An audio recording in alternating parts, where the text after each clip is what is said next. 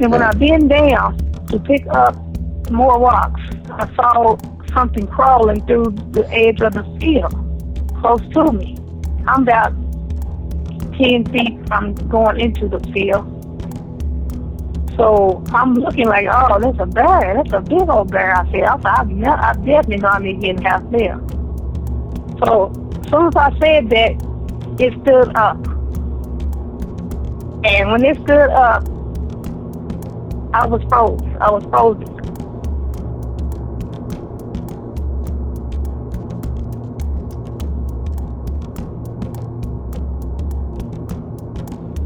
And before I knew it, that dog done took a running shot inside a dog's house.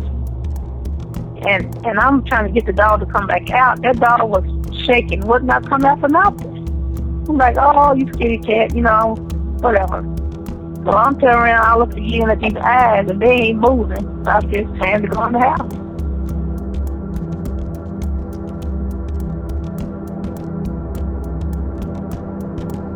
My daddy, the next day, he said, you do not go to bed at night. He said, them Haints gonna get you. I said, Haints?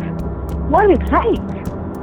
I said, grandmama, and they said something about Bigfoot. He said, the Haints, you be in bed.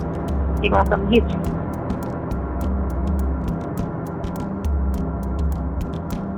And my sister, she said, what? She said, what was that? I said, it was a Bigfoot. I've been trying to tell y'all, them things are under the house. Nobody's listening to me. And I'm just not telling y'all this story, but it's been true. That's incredible. And it was a scary encounter for me. I was scared.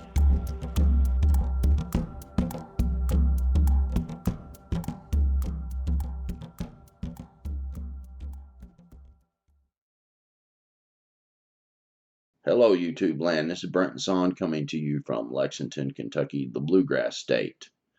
I have Lynn, who has come back graciously and has given a second interview. We had audio problems on the first episode, and basically she was on a car phone, and it was producing an echo that I wasn't aware. Really, that's how she was speaking with me. I said, speaking to the microphone, that kind of thing, and anyway, the car phone obviously is not the best way to record, so I had to wait for her to get home, and we re-interviewed. The audio is good now. This story is fascinating. These Bigfoot were living under the house. So, leave your comments on what you make of this whole thing. It's an incredible story, and I just really didn't want to leave this episode up that where you couldn't understand and hear it very well, and it's too good of a story to have some weird audio. Someone commented, but anyway, she came back, and hope you all enjoy this. If anyone out there has a story that they would like to share here on Brenton Sawin Mysteries Research, you can contact me at brentonsawin@gmail.com. Give a brief description of your story, contact information. I'll get back to you as soon as I can, and hopefully you can come on the show and share your story. Share your stories here. This is a great place to do it, and I think that you get good coverage. You get a huge audience, really, that potentially can hear your story. If anyone wants to contribute, and believe me, that has been such a blessing here as this summertime slump is wrapping up now. Obviously, when people go on vacation and school is out and things like that, the numbers go down quite dramatically, more than I ever thought, really. And they're starting to come up now that school has started back, and the contributions that people have made have kept my head above water a little bit. And I think from here to the end of the year and going into next year that we should get up to a level to where it won't be an issue anymore. So I greatly appreciate each and every contribution that I have received. So anyway, I think that we will just listen to Lynn's story and enjoy this fantastic story from right here in Lexington, Kentucky. God bless. All right, Lynn, I really appreciate you coming on to give this remake of the video. And I think the audio issues might have been the car phone. But people were really loving your story, and they were saying, man, this story is way too good to let the audio be kind of strange. So here we are, and I'd like for you to introduce yourself again, and we'll take it from there. Okay, I'm Lynn. I'm gonna go by the name of Lynn. I came out. I'm living in Kentucky, and I always lived in Kentucky. They travel a lot, but main down in the Lexington area is where I lived until I moved a few years ago. Right, and you have a Native American background also, don't you?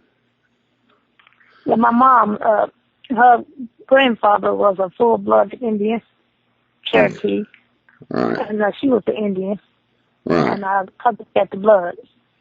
Okay, so that kind of plays into the story a little bit, according to your grandmother. Is that right? Yes, my daddy's grandma, mom. I can hear you a little bit. You sound kind of foggy, but as long as you can hear me, it's okay. Okay, yeah, I can hear you great. I'll try to speak up toward the microphone better. If you would, let's talk about the first encounter you had at your grandmother's house. Okay, the first encounter I had, it had to be in the late 70s. I was 12 years old. My dad, he wanted me to watch back in the day. You know, they have the children sometimes stay home and watch some of the elderly people, and his mother. He wanted me to watch her. I didn't know why, but he wanted me to help her around the house that day. I did what I had to do in the house. I was kind of bored, and I told my grandmama I was bored, and she told me, go in the backyard and play a little while. Go out there and play. We'll stay in the backyard.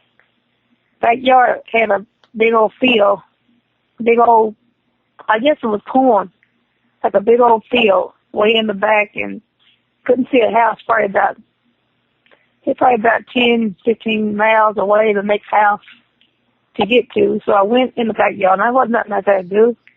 I just started kicking rocks, getting my feet dirty. So as I was bending down to pick up some rocks, I was like right on close to the edge of the field. I smelled this strong smell. I immediately knew it was a skunk. So I was like, I'm going to get in the house because I don't want to get sprayed because it smelled so bad. Yeah. It smelled like a group of skunks, maybe 4 or 5 groups of skunks together. Right. So I knew about those skunks because, my dad, he's from the country and my mom's from the city. And when I bent down to pick up more rocks, I saw something crawling through the edge of the field close to me. I'm about 10 feet from going into the field. So I'm looking like, oh, that's a bear. That's a big old bear. I said, I definitely know I need to get in the house there. So as soon as I said that, it stood up. And when it stood up, I was frozen. Because I immediately knew this is not a bear. I don't know what this is, but it's not a bear. The reason why I said it stood up, because it stood up like a man. It stood up on 2 feet.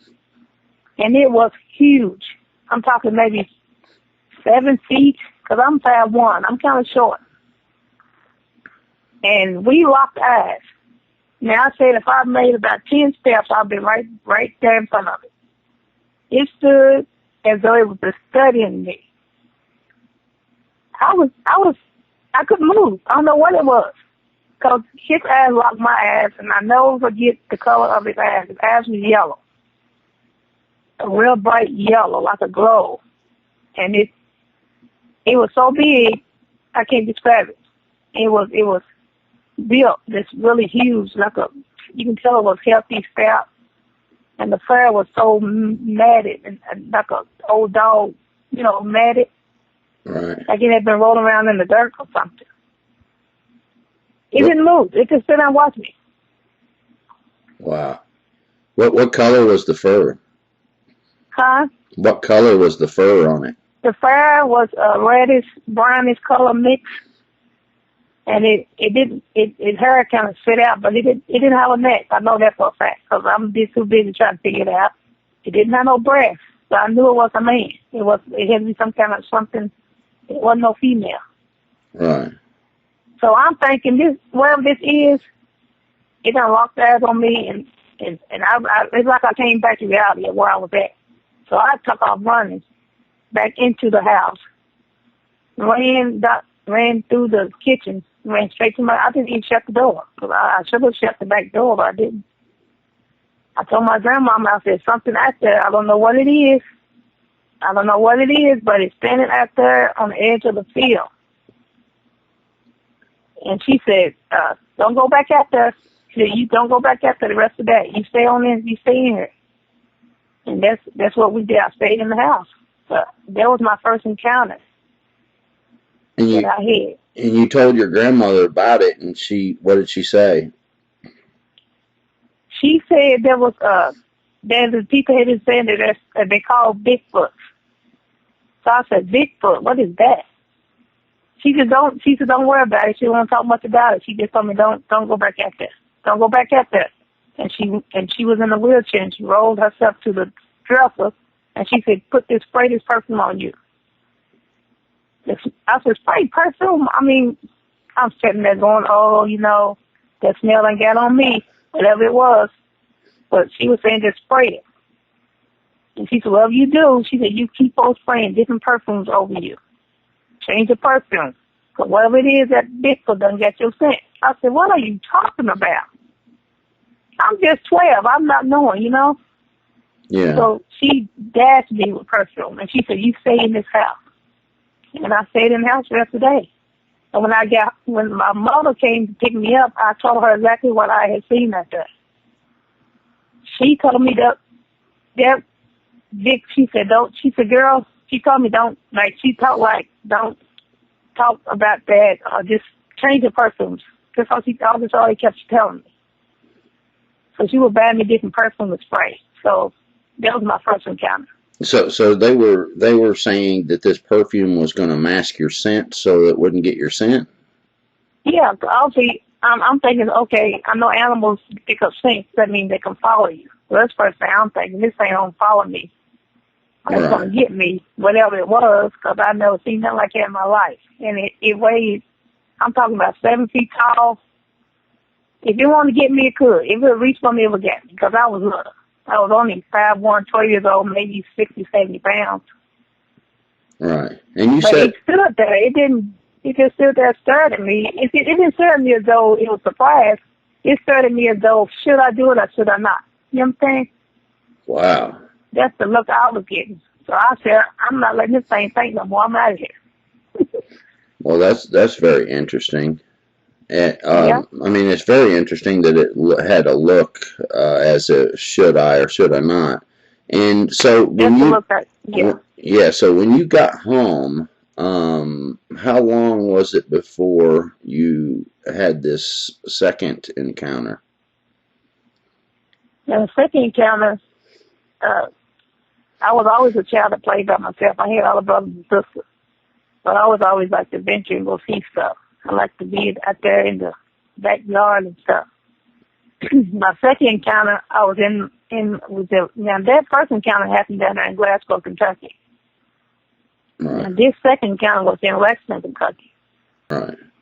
I was back there playing with the dog. I had a dog named Hobo.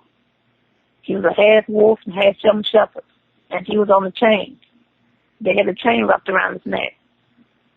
And I noticed the dog kind of startled, like it jumped, like he was looking at something. So I'm looking like, what are you looking at? So I'm looking where the dog's looking. We have a big old basement down up on the house. It was huge. The basement, you can go up on there and play and stuff. But I never did go in there.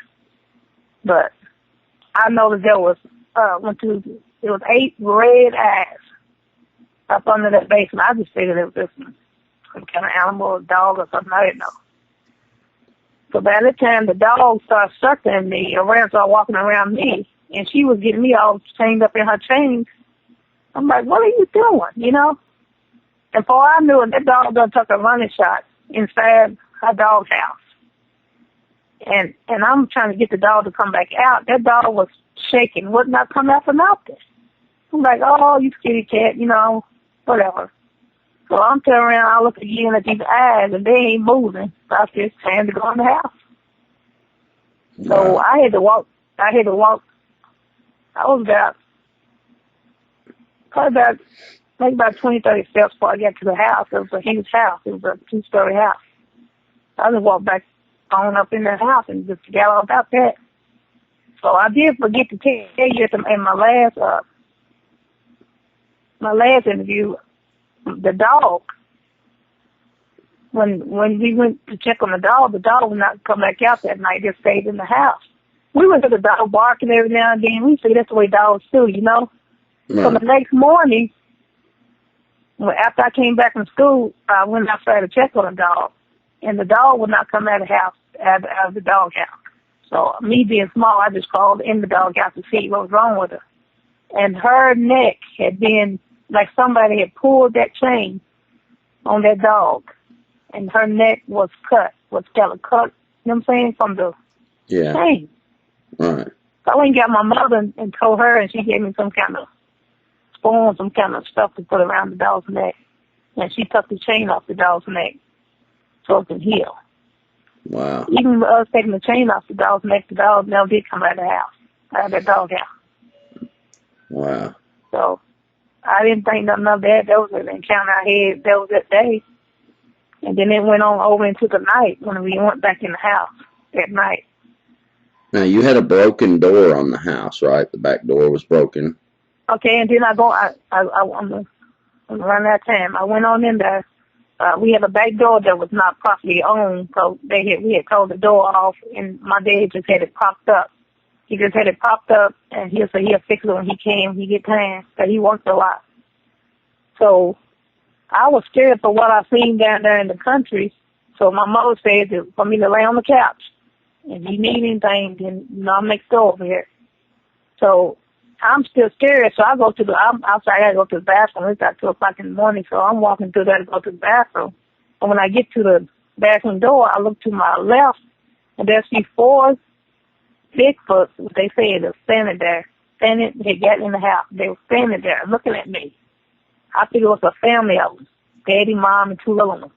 Because the little one's still about my height, but they may weigh maybe 150, maybe 200 pounds. So I'm like, oh my goodness, these things are following me here, you know? Wow. That's what I'm saying. So I'm a child, and I just got to go to the bathroom. So I went into the restroom, and then I come back out, and I'm thinking maybe they're gone. So I peeked around the corner. They are still standing there. So, you know, I just calmed myself and just walked on like they wasn't even standing there. That's what I did, 'cause I didn't know what's going to happen. And I don't know if they were trying to induce me to the family. I don't know what was going on. But I went in there, and I knocked on my mother's door, and I told her, the Bigfoot are in the house, you know, they're in the house. And she said, girl, you go get in there and go to bed. You have a nightmare. I was, no, they in there by the back. They would listen to me. I beat it on her door a couple of times. So finally, I just jumped on the couch and put my head over the sheet over my head. I had a sheet I could see through. So I saw that thing come, the biggest one come walking through that curtain, that curtain. And it moved that curtain back like it was a man. I said, oh my God, it smelled so bad. I said, oh my God, you know, this thing was so big. And when it walked, the whole room shook. Now, this thing is coming to me. We in pitch dark. It's pitch dark. And I'm thinking this thing came straight to the couch. They must have some good eyes in the dark. And I said, I'm just going to lay here flat. I laid on my back and stiff as a board. I was gagging because I was going to throw up. It smelled so bad. And that thing bent over and it stretched its hand out and it went from my face all the way down my chest, all the way down, touching me. I guess to say if I was a man or a woman, I don't know. Thank God I didn't have no breath at the time. Yeah. So I just lay still, just scared, sweating. It was so bad I was sweating. because I did the smell. I was going to throw up everywhere. And then it just stood up about 5 seconds. And then it walked back out, went back through the curtain. So do you think that it came in through that broken door that was just propped up? Yep, because the broken door was propped. It had been moved to the side. Yeah. The next morning, yeah. And you said their eyes were all red, glowing red? Yeah, the eyes was red. Yeah, that I saw when I was out there with the dog. It was around about 6 o'clock in the afternoon. And when they were in the house? When they were in the house? In the house, was their eyes also red? No, I couldn't see their eyes then. It was dark. So it was so black, you couldn't see anything, but you knew they was there because I saw them. The smell was there again. Could you see their outline, or all of them standing there? Yeah, they're all standing there. Have you ever seen anybody bring their family to introduce? That's what I felt like they were doing. They never said nothing. They was real quiet. Never said nothing. They just all studied me or studying me. I'm like, these things are going to grab me. They're going to never see me again. You know, and I'm not asleep. I'm not dreaming. I'm walking around. I'm looking at these things in this house. Now your dad called them Haints, right? My daddy, the next day, he said, you do not go to bed at night. He said, them Haints going to get you. I said, Haints? What is Haints? I said, Grandmama, and they said something about Bigfoot. He said to Haints, if you be in bed, they're going to come get you. So wow. I'm just not hearing that. You told me that's the name of them. Yeah. So I'm like, I didn't know nothing about that. I just felt like I didn't understand why they were studying me so hard. Right. So you when you walk back out of that bathroom and you see basically 4 of them, a mom, a dad, and two babies. Yep. They're all standing there. When I talked to you at first, you thought maybe that it was trying to introduce you to the family. I felt like that. Yeah, I felt like they were trying to introduce me. It's some kind of way where you're looking at them. I'm good at reading faces. I always been good at reading faces. And I got a good look at their face and all of that. They all look the same. They're just at different heights. And one was huge. He was bigger. He must have been dead. Right. And I stood there, but I was moving real slow. Watching as I was walking back, making sure they don't grab me. So I'm walking real slow until I get to that corner of that kitchen. I took off running through that back through the kitchen to get to the living room. And I'm knocking on the door, and they ain't hearing me. So by the time I jumped on the couch, that thing was standing right there in the doorway. I thought, oh, jeez. Yeah. Was this doorway toward? So big, it was quiet, huh? Was this doorway toward the broken door? Yeah, it was. I had to go to the bathroom. I had to go to the kitchen to get to the bathroom, and the bathroom had a hallway to the back door, and it was pitch dark. That stayed dark back there. Only light we had on was the bathroom light. That's the only light that my mother kept on during the night. Right. So when the house was dark.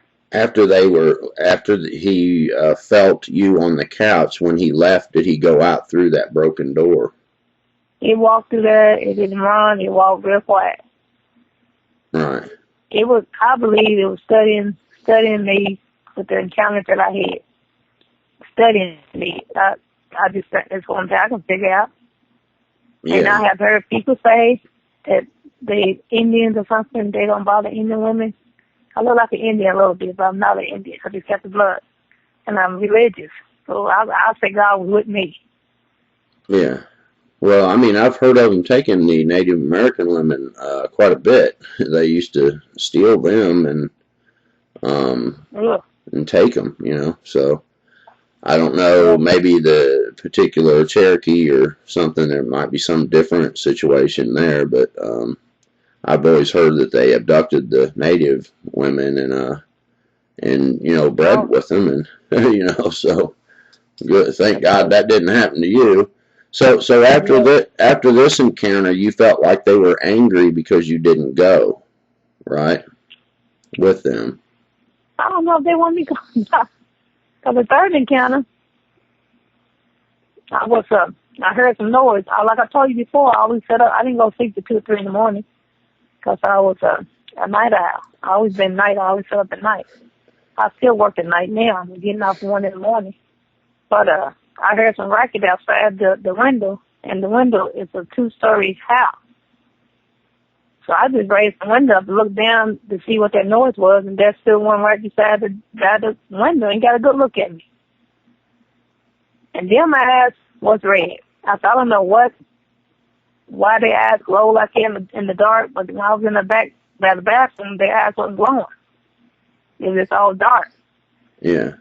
So when I looked down there, it was so close to the door, to the window, I could touch that thing. So I just flung the window down, and I hit the window. And I hit it so loud that my mother said, "What are y'all doing in there? Y'all need to go to bed." Everybody was asleep but me. I'm like, I didn't say anything. I just jumped back in the bed because I'm thinking I'm getting in trouble. And my daddy screamed out, "They ain't going to get you. I'm telling you, keep it up. Go to bed." He said, "I got to go work in the morning." I said, "Okay, well, I'm going to bed now." So I got behind my sister. I put her on the outside because I didn't know I know he hadn't fixed that door back there. So I got behind one of my sisters and dozed off. And before I knew it, the bed was going up in the air. It had flipped that bed. And that bed was a king-size bed because there was 2 or 3 of us sitting in that bed. It was a king-size bed, and it sit up. We had a fireplace that she kept firewood, and the fire was burning, so I can see the shadow of what flipped the bed. And by that time, my mother said, "I am going to beat y'all butt. I don't know what y'all doing in there." Didn't growl. It didn't do anything. It just stood. We laid there stiff. It woke all of us up. We did not move. So you seen it outside, and it actually, when you slammed that window, it came in the house. It came in that quick, yep.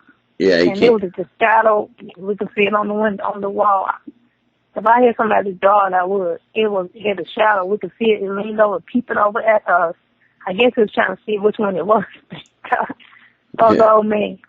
And it stayed about maybe a minute or so. And finally, my mother was screaming, hollering at us.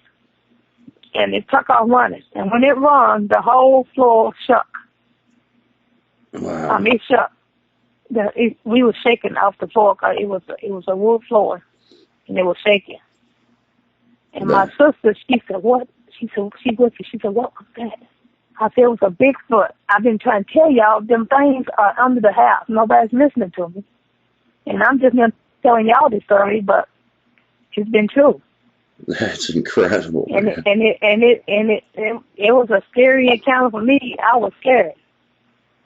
Right. And they finally, and the last encounter we had, we was about 6, 7 o'clock in the afternoon. At night, it was dark then. We was all sitting around, all the kids were sitting around the TV, watching TV. And my brother, he's small. I don't know if he remembers, but I reminded him. He said, "Yeah." He said, "I remember." "Yeah, I was looking in the window. I asked him the other day." He's 35 years old. I said, "You remember the Bigfoot? We turned him." That's all that thing was. Now you're cutting out. Huh? You were cutting out. I'm sorry. So he was looking in the window at all of you all sitting there watching TV. Yes. And we had windows that we didn't have no screens on them. Right. It was up 2 stories up. So I'm thinking, how in the world is this thing that tall? They can look right at us because you can feel somebody watching you. Right. So when my brother turned around, he was small. I turned around to see what he was looking at, and we both saw it at the same time. He said, he just screamed. I said, "Oh, it's a Bigfoot." And we all just jumped up, everybody, and ran out of the house. We went past our mother, went straight through the front door. We ran down our auntie's house down the street. We ran in the middle of the street, and we can feel them things running through the yards. I don't know, we just drove chasing us. We thought they was behind us. But really, they was on the side of us, I believe. Right. We ran through our auntie's house, and we got on the couches behind doors, up on the bed. She didn't know what was going on. Now when it was looking in the window at you, did it have the red eyes then? Yes. It did. See, that's kind of my theory on this red eye thing because of another encounter I've heard before that there was a Bigfoot approaching this one guy, and he had he said the eyes were like yellowish, whitish color, and it actually was projecting light. And So I'm when kind of wonder if the eyes changes during the day because it was yellow. yeah, The eyes was well, in yellow. this situation, they made the thing mad. Someone made a whoop, and the Bigfoot got mad, and they watched the eyes turn from whitish yellow color to red, and it scared them really bad because that red color just I don't know. I mean, they watched the color change, so they thought that it got angry, Oh, and it turned around okay. and it left. So it being in the house and not having the red eyes and then coming back with the red eyes, it Yeah, almost seems like it was angry because you didn't want to go with it. it had to be angry. Yeah, it had Yeah. to be. So You're right. yeah. So after you ran down to your aunt's house, and you said that the last time that there was some people that came. Can you tell Yep. us about that? Yeah, our mother came and she came to get us from the house. We were too scared to go home. So she let us all go back home, and we all slept in the living room on the floor. And Daddy was up, Mother was up. They were like sitting up watching. My daughter came in the house. But we got on up and went to school. When I came back, they had all these men in our backyard. They was all dressed in white. They had on masks. They had on gloves. They had some kind of paint. They was pulling the footprints off the ground. Some guy was showed the. They said one of them something had peed on the porch, and you could see the footprint of them, and it smelled so bad. And they were taking pictures and stuff, and I was walking around. I said, "What are y'all doing out here?" I said, "Y'all looking for them things that's been in this house?" They call them Bigfoots and Haints. I said, "They been in there." I was talking to the man. I said, "What are you doing?" None of them would talk to me. They wouldn't say anything. So I was just walking around watching what they were doing, but none of them would look at me, no one would respond to me. Yeah, like I wasn't even there. So do you feel like they were some type of government agency coming to? I believe it was government agency because they wouldn't talk. There wasn't no police. There wasn't no police. There wasn't no plane, no strange cars out. I didn't even see no cars. I don't know if they were dropped off. I don't know. But they was all in white, like they was dressed like they was trying to keep the meat contaminated or something. Yeah, that's incredible. Okay. My mother told me to get in the house. Mm-hmm. Who do you think called them? Huh? Who do you think called them, or how do you think that they found out? I think my parents probably had called them. I contacted somebody. And I heard people say on the radio somebody get a call. I never heard of them, but they had to because my grandmother knew about it, my dad knew about it, my mother knew about it. My mother kept giving me different perfumes and sprays. After that, I wasn't allowed to walk to the bus stop by myself no more. My brother had to walk me to the bus stop every morning. She didn't want me to be by myself nowhere. And she watched me like a hawk the whole time I stayed with her. She never let me out of her sight. So she figured that they were there for you then, huh? It had to be. It had to be fun.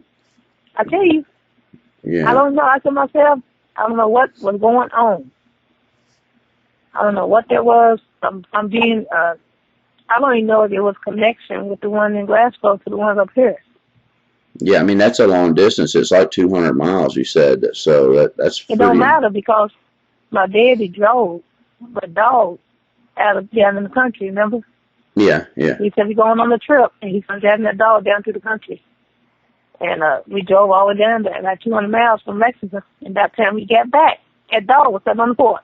Yeah. So I was going to say that the animals can do that. It's quite incredible. That's what I'm thinking. Bigfoot would be way more intelligent and have as good a sense of smell and hearing and as any dog. I believe they do anyway. So it's quite possible that these things were able to track you somehow. I don't know how they do it exactly, but I've heard of it before. And the dog thing, yes, I know. My stepdad dumped a dog one time about 150 miles away. He had to cross rivers and everything, and that dog made its way home. And we kept that dog after that because he was like, man, if any dog wants to come here that bad, we're going to have to just keep that dog. But Yep. you know, your story is a fascinating story, and I've got a couple people I was going to ask. One of them is a Native American woman who is, even though well, I've been told that she's a Christian person now, but she was a medicine woman, and she knows a lot about Bigfoot and stuff. I was going to ask her about your case, and then I may end up calling you back and kind of talking with you a little bit more, and relaying to you what she says about it, and maybe we could get some insight or something. Would that be okay? Okay. And Yeah. I thank you for sharing your story twice here, and I know our schedules are kind of hard to kind of get together here because I've got to go do something, and you've been working a whole lot, but Yeah. I'm going to go back to work again. I did work at 4, so. you're a hard working lady, and God bless you. And All right. and I will be in touch with you. I'll send you a link to this one and the last episode All right. later today. Okay. Well, thanks so much. Thank you, and everybody out there in YouTube land. I hope you enjoyed this. Leave your comments below, and sorry about the audio on the first video. That was just an oversight of being in a rush and everything, trying to get this story out to you all. If anybody has a story they want to share, you contact me at brentonsawin@gmail.com. If you want to contribute to help me with this channel and what have you, then there will be a link in the description to PayPal me, and click it. It's super easy to use, and every contribution is very much appreciated. Well, God bless you all, and we'll see you on the next video. Bye.